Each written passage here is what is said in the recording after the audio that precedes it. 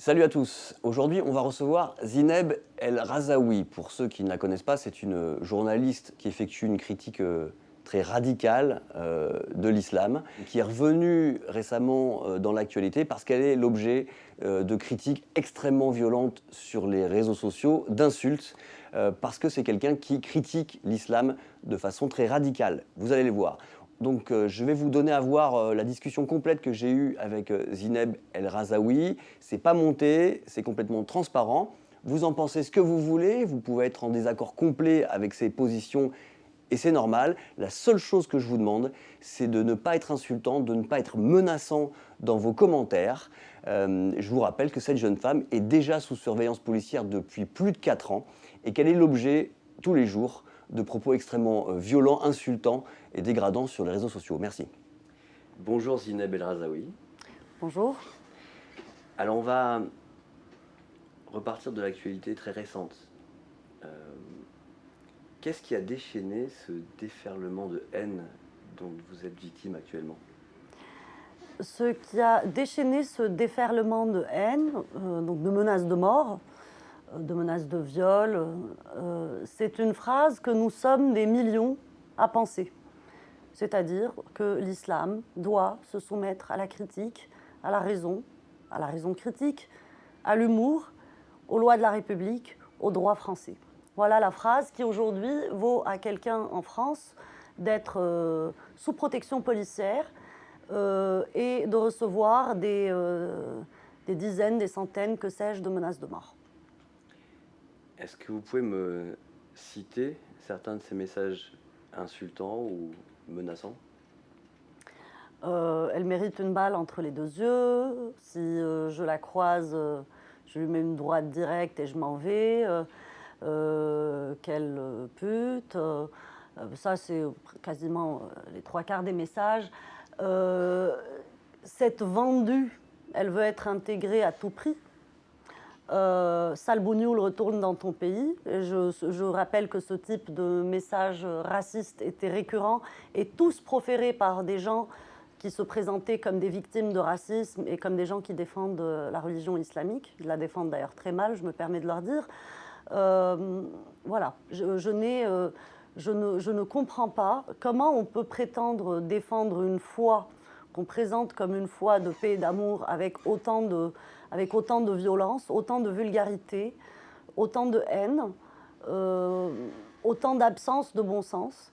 Comment peut-on prétendre être des victimes sempiternelles de racisme tout en tenant des propos racistes envers moi qui suis considérée par ces gens, si je l'ai bien compris, il y avait une partie d'entre eux qui se présentaient comme des Français issus de l'immigration, donc des gens de la banlieue qui estiment que moi je ne suis qu'une blédarde qui doit retourner dans son pays, puisque je ne suis pas issue de la banlieue ni de l'immigration, je suis fille d'un père marocain et d'une mère française, qui, ma foi, je me sens pleinement française et très heureuse de l'être, et très heureuse d'être dans ce pays où je me sens chez moi, et où d'ailleurs on me fait sentir que je suis chez moi. Alors ça fait 4 ans déjà que vous êtes sous protection policière. Cette violence contre vous, ces insultes, on s'y habitue ou il y a encore des choses qui vous touchent aujourd'hui ? On ne s'habitue jamais, jamais à des propos pareils. Et ça serait d'ailleurs dangereux de s'y habituer. S'y habituer, ne plus réagir, c'est les banaliser, c'est accepter qu'elles fassent dorénavant partie du paysage. C'est une tentative qui est récurrente de la part de ces tenants de la haine, de tous ces radicalisés, ces gens qui finalement eux-mêmes pataugent dans une pensée communautariste, violente, qui ont la haine de soi, la haine de l'autre. Ces gens-là veulent normaliser la violence dans la société française. Ils veulent faire régner cette terreur intellectuelle qui muselle toute critique de la religion islamique, toute critique des dérives de l'islamisme, toute critique de l'idéologie qui génère du terrorisme, qui fait couler beaucoup de sang en France. Ils veulent museler toutes les critiques parce qu'ils n'ont pas de moyens légaux, disons, de le faire ici. Vous savez, le délit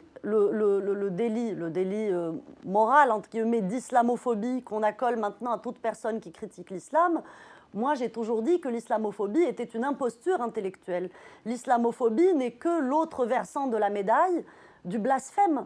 Vous savez, dans les pays où l'islam a le pouvoir de coercition, où il est état de droit, il n'y a pas d'islamophobie. Là-bas, quand vous critiquez le dogme religieux, quand vous critiquez les dérives des islamistes, on vous dit que vous avez blasphémé, on vous fouette, on vous tue, on vous jette en prison.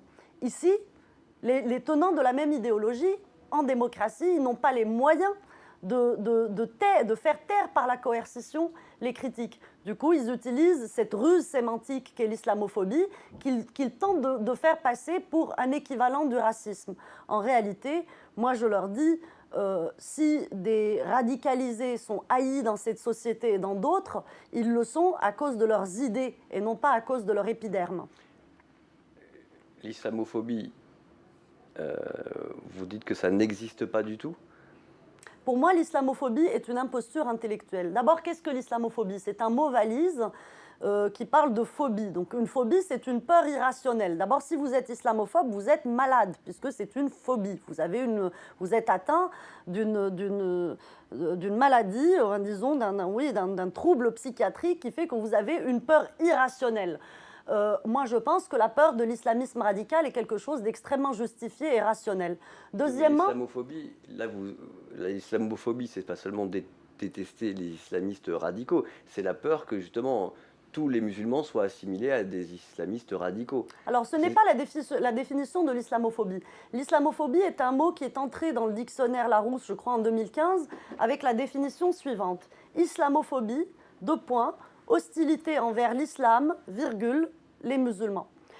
Il y a un gros problème dans cette définition. D'abord, cette définition ne fait pas de différence entre la critique des idées et la critique des personnes. Il y a un très gros glissement sémantique qui est confus. Alors, je vais vous faire une démonstration très simple pour vous dire pourquoi l'islamophobie est une imposture. Critiquer le christianisme dans ce pays, ça s'appelle être anticlérical. Ça ne s'appelle pas de la christianophobie, donc du racisme contre une supposée race chrétienne. Il n'y a pas de race musulmane, ça n'existe pas.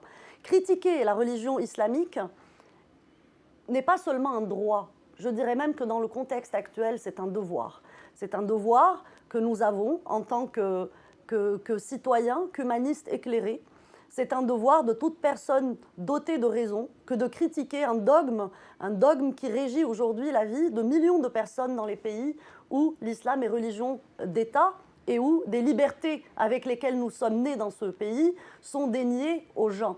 Donc l'islamophobie, qu'est-ce que c'est ? Qu'est-ce que c'est l'islamophobie ? C'est avoir une phobie de l'islam et des musulmans. Enfin, c'est une définition qui nous amènera en fait à renoncer à un droit fondamental. Si on s'aligne sur la définition que font les chantres de l'islamophobie dans ce pays, par exemple le CCIF et toutes ces personnes qui tentent d'islamiser la société française, qui sont d'ailleurs affiliées aux frères musulmans, ces gens-là disent l'islamophobie n'est pas une opinion, c'est un délit, puisqu'ils veulent dire que l'islamophobie est un équivalent du racisme.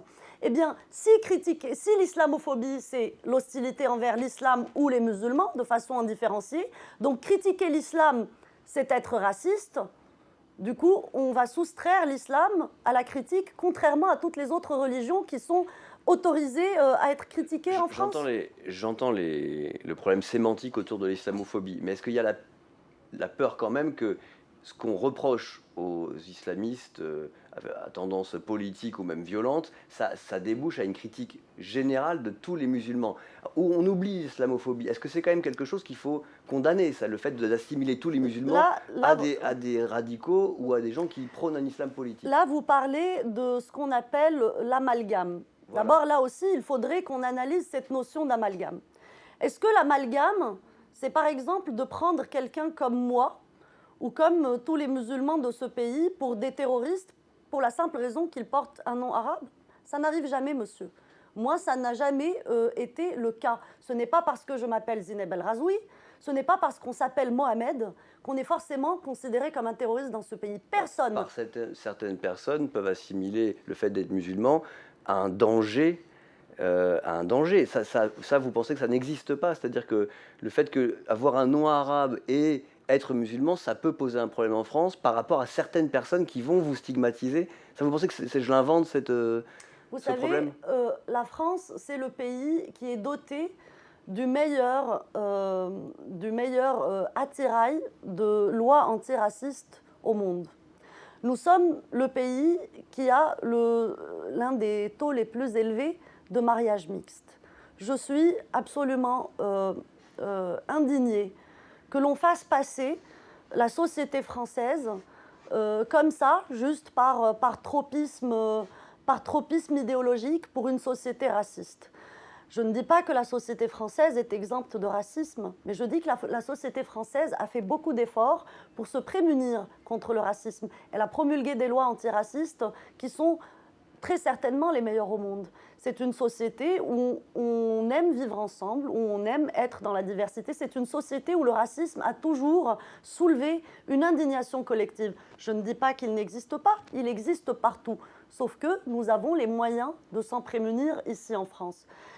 L'idée qui consiste à dire que la religion devrait être considérée comme l'équivalent d'une race est une idée dangereuse en soi. Non, je vous le redis, la race musulmane n'existe pas. On est musulman parce qu'on l'a décidé, parce que c'est un choix idéologique, c'est une foi. Et je rappelle qu'en France, nous avons une loi fantastique qui est la loi de la séparation de l'Église et de l'État, qui est la loi de 1905, qui est une loi qui consacre dans son premier article la liberté de conscience et le libre exercice des cultes, tant que cela ne contrevient pas à l'ordre public, ce qui est normal. Mais donc, il y a beaucoup de musulmans qui sont d'accord avec ça et qui acceptent tout à fait la loi de 1905 et la laïcité. Mais heureusement qu'il y a beaucoup de musulmans qui sont d'accord avec ça et qui l'acceptent. Que pensez-vous? La plupart l'acceptent. Est-ce qu'en ne faisant pas, quelque part, le lien entre nos concitoyens musulmans qui se définissent par de multiples choses, qui sont des Français, qui sont des pères de famille, qui sont des gens qui travaillent, des mères de famille, qui sont finalement nos concitoyens et qui sont nés comme moi d'ailleurs, moi aussi je suis née dans une culture musulmane, et les lier, faire le lien, faire l'association d'idées sans cesse avec ces terroristes, est-ce que ce n'est pas ça l'amalgame? Pour moi, il n'y a absolument aucune nécessité même de rappeler à chaque fois que l'on condamne l'idéologie mortifère du fascisme islamique et le terrorisme qu'elle génère, de se sentir obligé de rappeler que, attention, tous les musulmans ne sont pas concernés. Mais enfin, c'est une évidence, cela va de soi. Personne ne dit que toutes les personnes nées musulmanes, de culture musulmane, sont un bloc monolithique qui est sous l'emprise de cette idéologie. J'entends, mais c'est vrai que moi je vous dis, il y a un risque d'amalgame et vous répondez pas vraiment en condamnant l'amalgame, mais en disant ce risque d'amalgame, il est moins fort en France. Finalement, on est les bons élèves à ce niveau-là, même si, bon, c'est comme si on évacuait le fait que la France, il y avait encore un problème de racisme, et on disait non, on n'est pas les pires. Oui, on n'est pas les pires, mais ça ne veut pas dire que le racisme n'existe pas, ça ne veut pas dire qu'on n'a pas des tensions par rapport à l'islam d'une manière globale, non. Je rappelle que les musulmans ne sont pas une race, pas plus que les chrétiens. Il n'y a pas de race chrétienne non plus. Et je rappelle cette fantastique marche du 11 janvier 2007, lorsque des millions de Français ont battu le pavé de façon pacifique, responsable, pour dire leur refus d'un drame que la France venait de vivre, d'un horrible crime, qui est les massacres de Charlie Hebdo et de l'Hypercacher. On n'a pas vu d'amalgame dans les rues.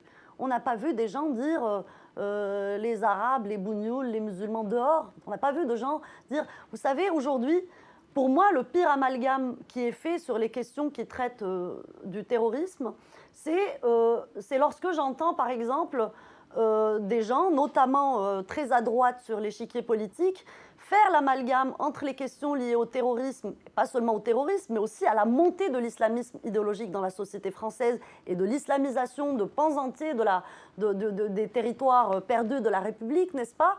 Faire l'amalgame entre ça et des questions immigrationnelles. Enfin, le débat sur l'immigration, s'il doit s'opposer, certes, pour d'autres raisons, pour des raisons économiques, n'a rien à voir avec le terrorisme. Sur le terrorisme et l'islamisation, j'ai envie de dire, le verre est dans le fruit. Ceux qui ont proféré des menaces à mon encontre sur les réseaux sociaux sont des compatriotes français. Ce sont des Français qui ont embrassé cette idéologie. Dans les bataillons que notre pays a exportés vers Daesh, les bataillons de combattants, il y avait énormément de convertis. Donc, pourquoi est-ce que, diable, quand je critique cette idéologie, on me renvoie à un débat sur le racisme? Est-ce qu'on va parler d'Émilie Koenig? Est-ce qu'on va parler du jeune Quentin qui est mort à 22 ans au djihad? Qu'est-ce que ce débat a à voir avec le racisme? Pourquoi est-ce que quand on refuse que 2 femmes en voile intégral s'attablent dans un restaurant, on se fait traiter de raciste? Ce n'est pas l'épiderme de cette femme qui est rejetée, c'est son accoutrement. Parce que c'est un accoutrement fasciste, parce que c'est un accoutrement qui est contre les valeurs que nous avons Là, dans ce pays. vous incluez le voile intégral, donc le niqab ou la burqa, au voile, le voile normal que portent en général les femmes en France, c'est les musulmanes. Ça c'est aussi, vous assimilez les deux ou il y a une vraie séparation? Alors, je vais être très claire sur la question. D'abord, les musulmanes en général en France ne portent ni l'un ni l'autre. Il y a énormément de musulmanes qui ne portent ni l'un ni l'autre. Deuxièmement, je vais être très claire sur le sujet. Moi, je suis une féministe. Donc, dire qu'une femme doit se couvrir les cheveux avec un bout de tissu pour ne pas exciter les ardeurs des mâles, c'est quelque chose qui m'horripile. Et là, encore une fois, je reviens à cette analyse que j'ai faite au début qui consiste à séparer la critique des idées et la critique des personnes. Je déteste le voile. Je déteste le voile. Je ne crains pas de le dire, mais ça ne veut pas dire que je déteste à titre personnel et individuel chaque femme qui le porte. Parce que derrière le voile et même derrière la burqa, il y a des personnes, et ces personnes ont des droits. Non pas des droits en tant que burqa ou en tant que voile, mais en tant qu'être humain, en tant que femme. Et on ne peut pas s'empêcher, lorsqu'on est un être humain, d'avoir une empathie pour son prochain. Alors, moi, je suis une féministe, je déteste le voile. Je déteste le voile parce que, vous savez, je ne pourrai jamais le considérer comme un vêtement normal. Ce n'est pas un habit comme un autre, le voile. C'est un habit qui est obligatoire pour des millions de femmes dans des pays comme l'Iran, comme l'Arabie Saoudite, comme l'Afghanistan. Donc, tant que des femmes sont obligées de le porter, sinon elles sont châtiées sur la place publique, sinon elles sont conspuées, sinon elles sont attaquées dans leur probité, dans leur dignité, eh bien, tant que ce sera le cas, je ne pourrai jamais considérer ce vêtement comme un habillement normal. Après, ce n'est pas le cas en France. En France, le voile n'est heureusement obligatoire pour personne de par la loi. Ça peut être jugé comme une pression de la part des hommes, peut-être, et dans certains cas, c'est sûrement vrai, mais il n'y a pas de pression obligatoire de la loi qui vous oblige à porter le voile. Donc on est dans ce cas dans une situation différente. Pour une question très concrète là-dessus, ce voile, je ne parle pas du niqab, le voile classique, ce voile-là, est-ce que vous seriez pour une interdiction de ce voile dans l'espace public, tout simplement? D'abord, le voile intégral est interdit par la loi en France. Je ne parle pas de celui-là. Voilà, et cette interdiction n'est pas respectée.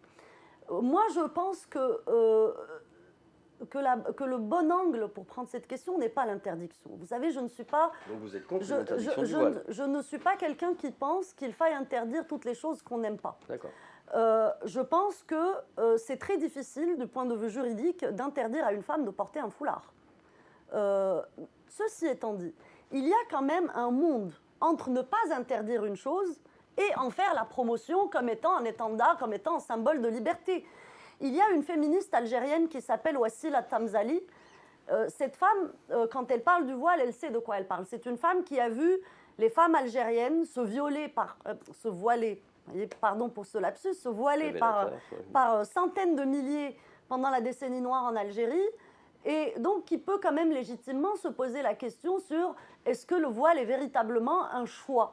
Eh bien, Wassila Tamzali a dit le voile n'est pas un choix, c'est un consentement.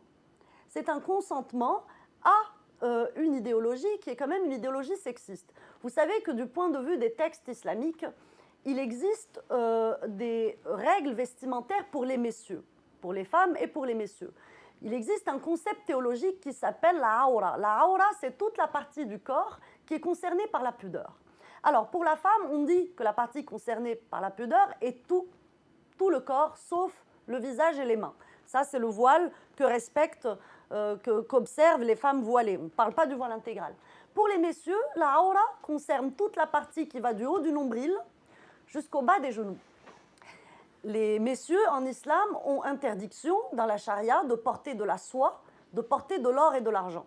Pourtant, est-ce que vous avez déjà vu en France une manifestation dans une usine parce que dans l'uniforme de travail, il y a des fibres de soie et qu'on oblige les messieurs à les porter? Est-ce que vous avez déjà vu des bijouteries vandalisées parce qu'elles vendent des gourmettes en or ou en argent aux messieurs? En réalité, personne n'entend jamais parler des règles vestimentaires pour les messieurs en islam.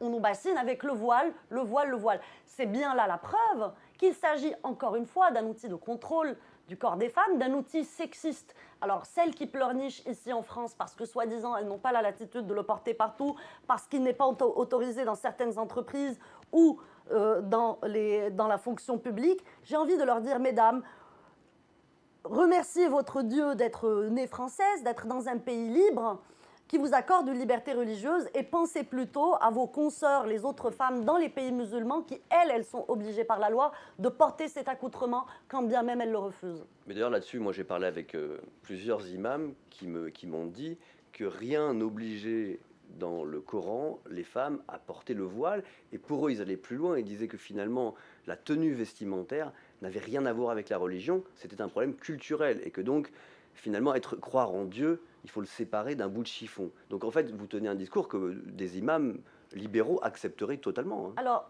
la différence entre le discours que je tiens et celui des imams, c'est que moi, je n'attends pas forcément de trouver l'autorisation de quelque chose dans le Coran pour l'appliquer. Je ne passe pas toujours par le Coran. J'estime que nous avons bien mieux aujourd'hui. Nous avons le droit français, qui est un droit positif, inspiré, qui est le cumul d'un long exercice de la démocratie.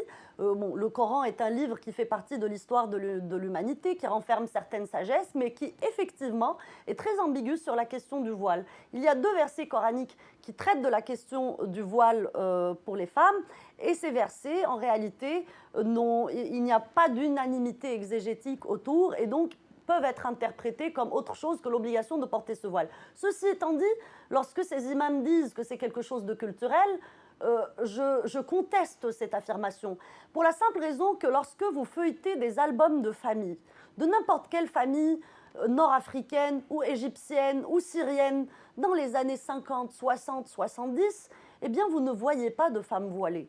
Les femmes marocaines, algériennes, tunisiennes, syriennes, égyptiennes, qui aujourd'hui sont massivement voilées, dans certaines villes, elles sont entièrement toutes, en fait, voilées, ne l'étaient pas. Nos mères ne l'étaient pas avant. Donc il y a culturel, ça change avec la période, le temps, la culture du moment. Ça change avec le processus. On a eu des périodes rétrogrades, puis des périodes libérales. Ce qui a changé, c'est qu'il y a eu quand même une montée de l'idéologie islamiste, avec l'effondrement des dictatures panarabes laïques, l'effondrement de leurs projets politiques.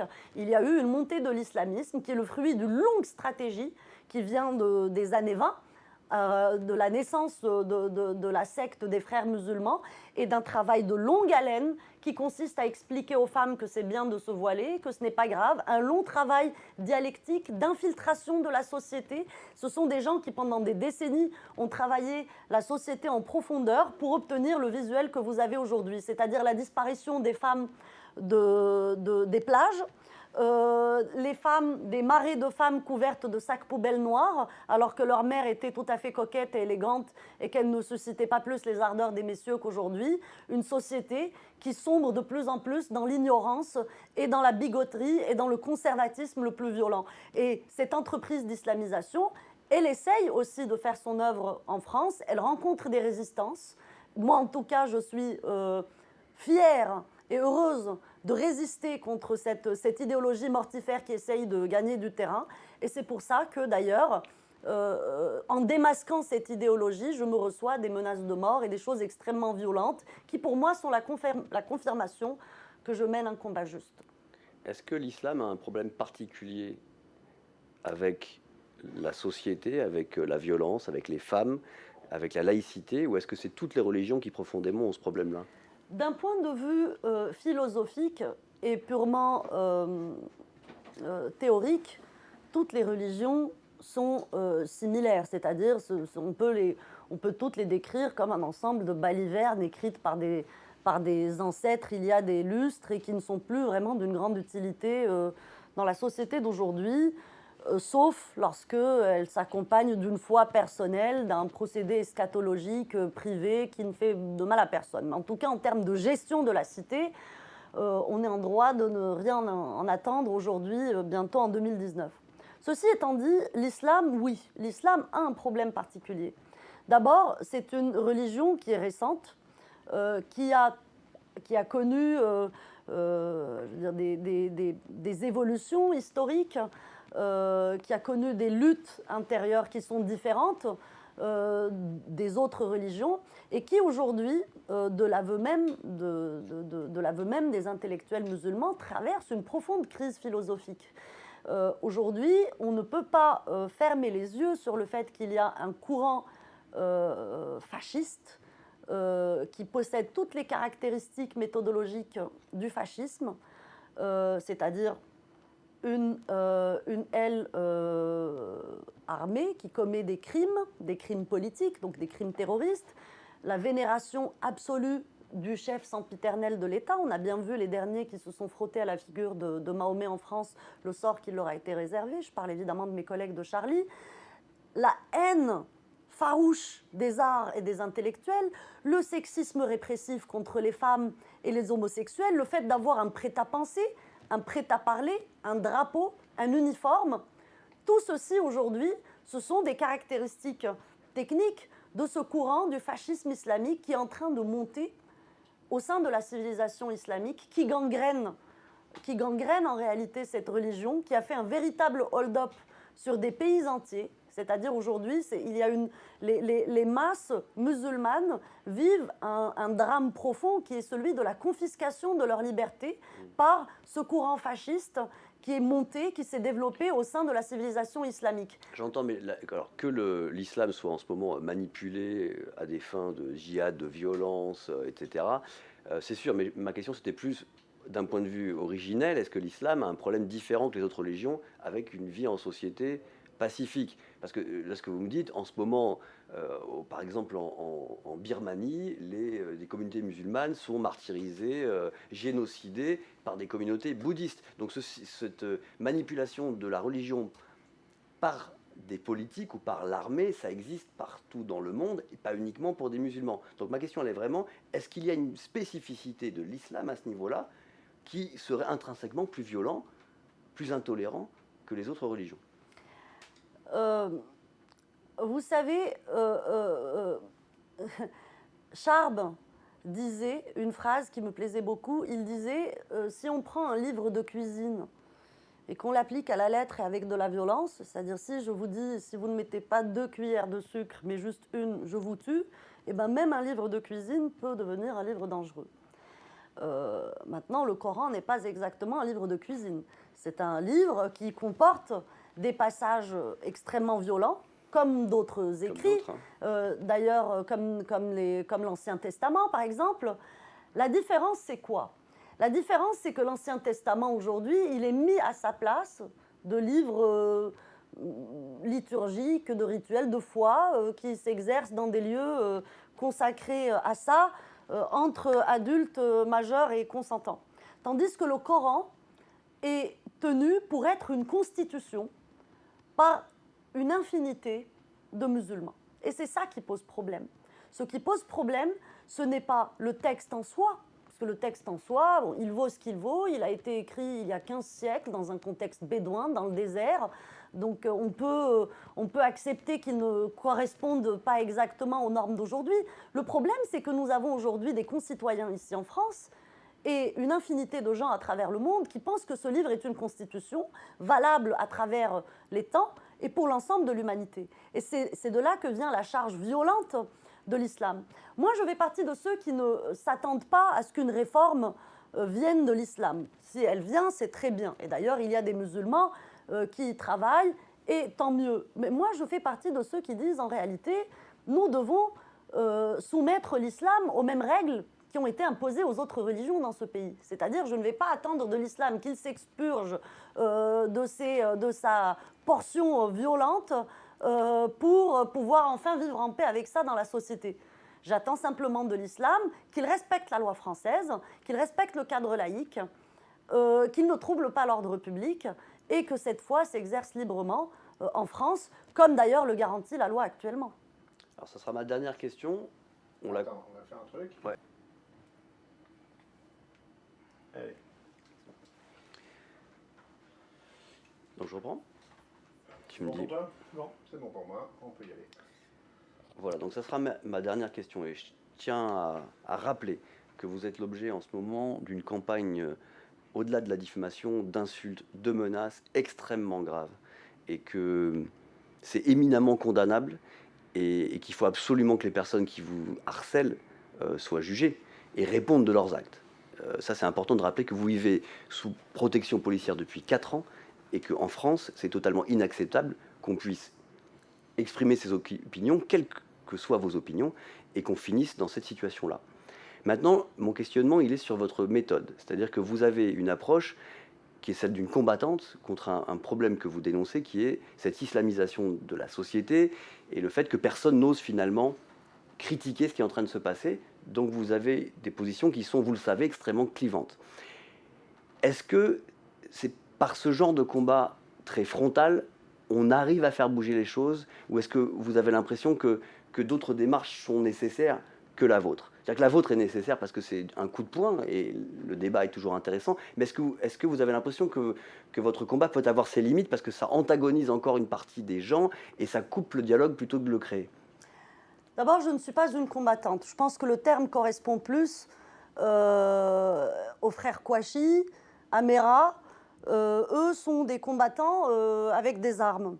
Ou avec un camion de régler ceux qui ont commis des attentats à Nice. Évidemment, vous n'êtes pas violente, bien sûr. Je suis quelqu'un qui tient des propos qui sont légaux. Il n'y a absolument rien dans mes propos qui viole la loi, d'abord, ni qui appelle à la violence contre qui que ce soit. Ce sont des propos de bon sens qui rappellent qui rappellent la loi, qui rappellent les valeurs de ce pays, qui rappellent des valeurs d'ailleurs qui sont universelles, puisque ces valeurs-là, je les ai défendues avant de les défendre en France, je les ai défendues au Maroc, et j'ai reçu autant de soutien dans la société musulmane qu'est la société marocaine que je reçois aujourd'hui en France. Mes propos ne sont pas clivants. Mes propos ne produisent cet effet épidermique, violent, au point d'en arriver au crime, que finalement chez ceux qui portent en eux cette idéologie du crime de masse qu'est le terrorisme. Vous n'imaginez pas le nombre de soutiens que je reçois de gens extrêmement différents, de gens d'origine musulmane, de gens de catholiques, de personnes âgées, de personnes jeunes, de femmes, d'hommes, de la France finalement, dans toute sa diversité, des Français divers, avec différents visages, des Français qui veulent vivre ensemble en paix, qui veulent se débarrasser de cette idéologie mortifère, qui veulent être tranquilles quand leurs enfants vont voir un concert, qui veulent fraterniser les uns avec les autres sans être obligés de se demander si, attention, est-ce qu'on n'a pas commis un impair, est-ce que c'est pas islamophobe si on cuisine du porc, est-ce qu'on peut boire un coup ? Est-ce qu'on peut encore porter une jupe courte? Est-ce qu'on peut encore se faire la bise? Est-ce qu'on peut encore discuter entre nous malgré nos différences sans avoir peur de ces accusations de racisme et d'islamophobie qui pleuvent de partout?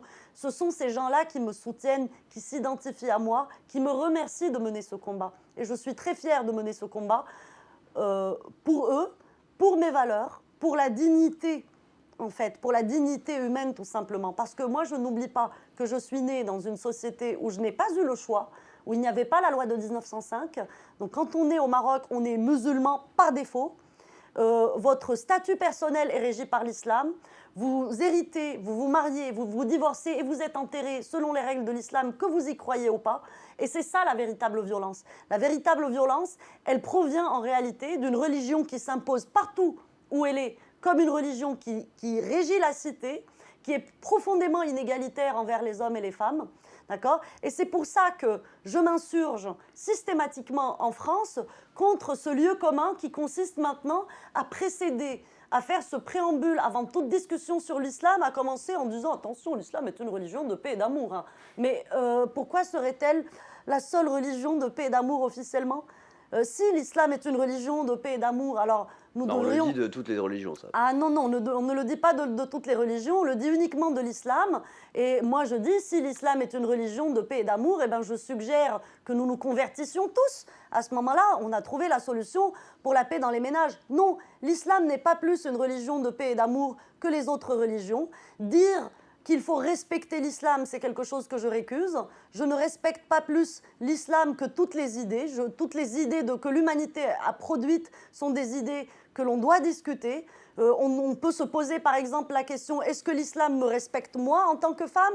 Est-ce qu'il me respecte moi en tant que personne athée? Est-ce que l'islam respecte la loi? Est-ce qu'il respecte les homosexuels? Non, je ne respecte pas l'islam par principe, pas plus que je ne respecte les autres religions par principe. Je respecte les musulmans qui sont dignes de respect, qui se comportent comme des personnes respectables, comme je respecte tout individu, quelle que soit sa religion, lorsque cet individu est digne de respect. Merci. Merci.